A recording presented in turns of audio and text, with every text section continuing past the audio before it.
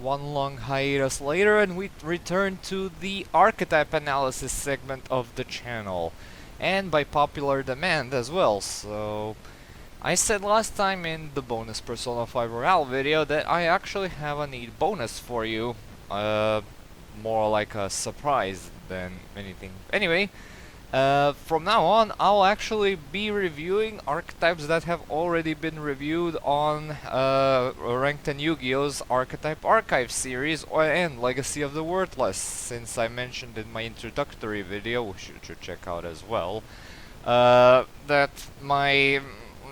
this series has been massively inspired by Ranked and Yu-Gi-Oh's Legacy of the Worthless and Archetype Archive, that I started doing this as well. The only thing I changed is that I only work with archetypes that have appeared in the anime. And with that out of the way, we still have plenty of things to talk about, along with two new archetypes that I plan to do regardless, coming out quite soon.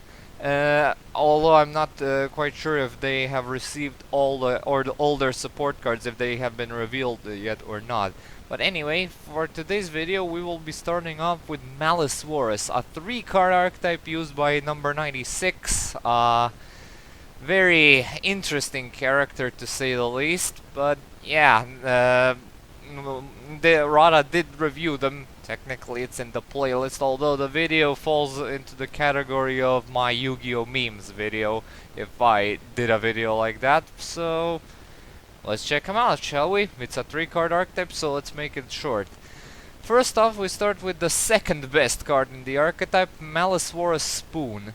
It's a level 2 fiend with 100 attack and 500 defense, and when a Malicevorous monster with a different name is normal or special summoned to your side of the field except during the damage step, you can target a level 2 fiend type monster in your graveyard, special summon that target, its effects are negated, and this is a hard once per turn for some reason.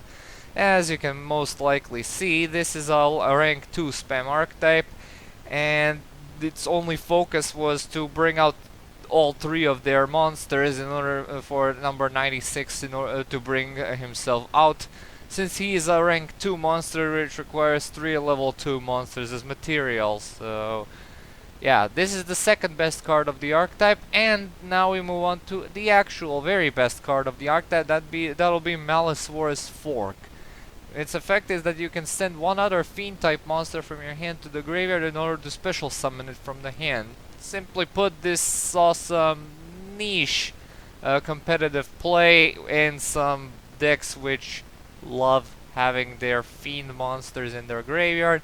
And if you're thinking you can combine this with Dark Worlds and call it a day, I'm very sad to inform you that this is not the case, since the discard happens as a cost for this thing to be hit the field.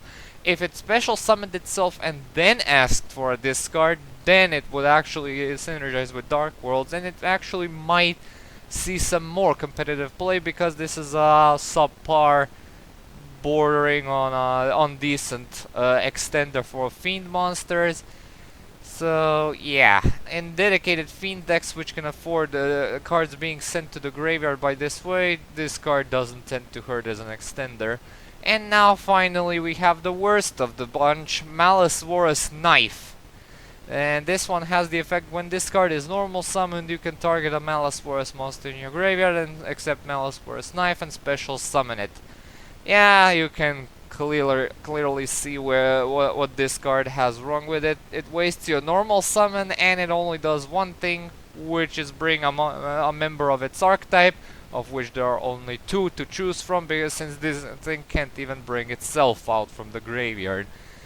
And yeah, it's about time I wrap up things here. In terms of the grades, well, it's pretty obvious that everything gets a 1 out of 3, and yeah, the versatility could even get an even lower grade than that, like a 0 or -1, because these things are so made to function among themselves and only among themselves, with a niche sole exception being Malicevorous Fork, and that's about as far as it goes.